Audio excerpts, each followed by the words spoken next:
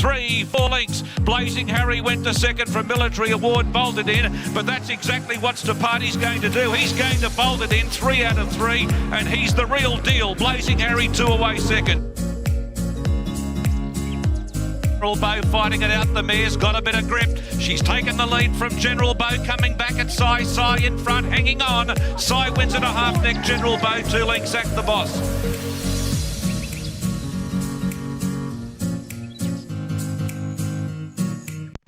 Welcome back to the channel, everybody. For Caulfeild this weekend, lots to look forward to on this card.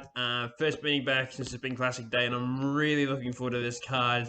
A lot of each way value on this card, and I think I found a couple of winners. So let's get into the preview and find them. Race number 1 at Caulfeild for the resuming meeting is a 2-year-old handicap over the 1,000 metres, and I'm with Amigo for Peter Moody and Tommy Stockdale, claiming the 1.5 kilos off the 57.5, bringing the weight down to the 56 kilos, 55 kilos, and I'm really keen that this horse can score first up. Ran in a good race in its only run in the Blue Diamond, prelude by Barber and Little Bros, and I think despite the wide draw can win. Outback Miss for second looks a good horse for the Price Michael Kent Jr. team. And Blake Shin in the settle barrier 11 with the lightweight. And Ginger and Pink, I thought, could run well with the lightweight for Carlin Heffel, the other stablemate of Amigo for Peter Moody. And Malaboom, Matthew Dale brings it south. Rumour Pin on can run well and is already a stakes winner. But Amigo for me, race 1 Caulfeild, 25 the win. Race number 2 at Caulfeild is a 3-year-old handicap over the 1,000 metres, and the top horse, Katsu, on top for Graham Begg and Blake Shin. It's got to carry the big weight here, but deserves to. Drawn barrier number 5, perfect, and I think it'll be absolutely bolting in here. It's my best of the day, and I think it is just going to win. Forgive its performance last start, shifty track.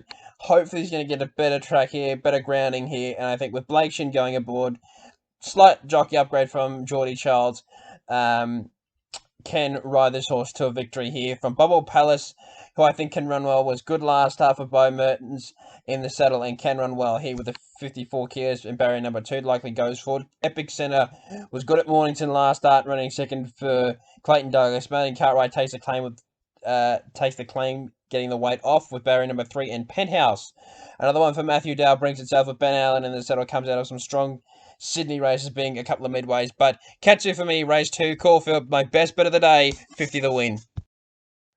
Race number 3 at Caulfeild is a 3-year-old fillies handicap over the 1,200 metres, and I am with Mambo Dancer on top. I know, a bit of value here at $11 for Peter Moody and Matthew Cartwright. Takes the claim off, brings the weight down to the 53 kilos. So I think that this horse can run really well. Lightweighter. And I think can run well. Varvia for second. Couldn't tip it on top with the winning strike rate, but is in with a chance, has good Sydney form. Feel the Praise can run well at its 6th race, starts for the Neil Stackhouse, and Ben and JD Hayes just carries a bit much weight for me. Desire for 4th can run well. Good form from this horse, and I think can run well, but Wurmu Pin takes a claim first up. Good signs. Ma uses to win anything. But Mambo Dancer, I thought, was at the odds, at $11 over the odds, in a pretty open race for Peter Moody and Matty Cartwright to claim the 3rd, 15 the win.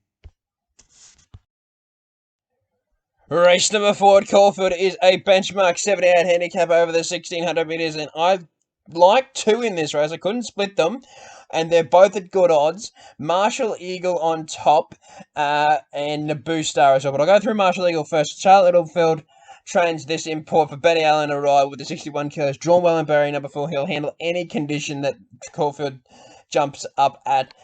And I think with his overseas form, is looking for a bit further than the 1,600 meters, but it's a good kickoff point first up, and I think it'll take a bit of beating hand, particularly at $10. It's a nice price. And the Booster, hard fit, was good winning it two back. Then last start went to Sandown again. Just didn't think it handled didn't think it was comfortable in the ground, though prior to that had one on soft stones, so I can't say that. But had the big weight in the wide draw that day, so I'm forgiving him that run. Bold Bourbon for 3rd, going really well, and Blue Cup the eye catcher last start. But 25 to win, Marshall Eagle, and 15 to win on Naboo Star Caulfeild, race number 4. Race number 5 at Caulfeild is a 3-year-old handicap over the 1400 metres, and I've got Hazel Baby on top. Doesn't surprise me at all that this horse is open favourite. I think he'll be taking a fair bit of beating here for Carleen Heffel and the Mar Users team. Carleen Heffel bringing the weight down to the 52 kilos and draws barrier number 5. Really consistent this campaign in running second and also winning its maiden. Then ran a good race last start behind an absolute star in extra 2. And I think that form will stand up here. And she'll be winning from another Ponzi. Richard and Chantal Jolly bring this horse over from South Australia with a 54 kilos. Just draws a tad wide for mine and barrier number 9, but can still run well for Zach Spain. Lounge Bar Ruby for third, and Magnaspin second up. I think can improve with the good barrier and the light weight. Probably want to see it up in distance next start though, but can run well. But Hazel Baby on top. Caulfeild race 5.25 the win to score a city win. Race number 6 at Caulfeild is a benchmark 84 handicap over the 1400 metres, and St. Lawrence is a standout here, and I really think he's going to be very hard to beat. First up, and I think can run a hell of a race here. 4 from 5 with a third next to his name. Was looking for the paddock last time he worked when running third, and it was a good run that day.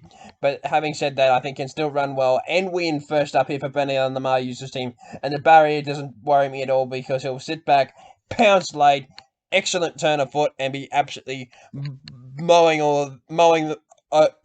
them down until be winning impressively. From Federal for second, the Tony and Calvin McAvoy import can run well with a 55.5.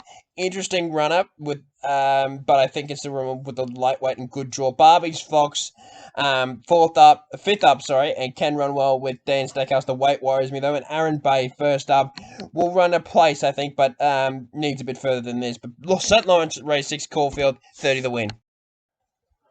Race number 7 at Caulfeild is a benchmark 84 for the fillies and mares over the 1100 metres, and I've got Invincible Caviar on top. That we haven't seen the best of this horse.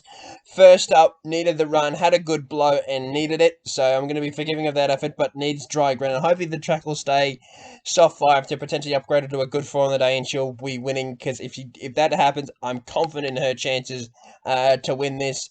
Dominated when last in work in winning 3 times, and I'm confident that Carleen Heffel can get the best out of this horse and win here.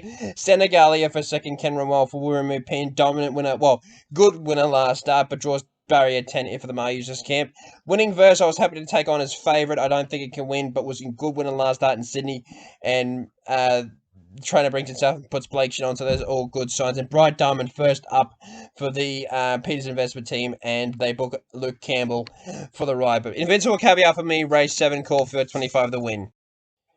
Race number 8 at Caulfeild is a 3-year-old and up quality over the 2000 metres, and I am with Deepstrike on top. And I'm pretty keen on this horse through 2, drawn barrier number 2 for Wuramu Pen. Doesn't take the claim this start, but I still think can win here with the 54.5 kilos with the lightweight.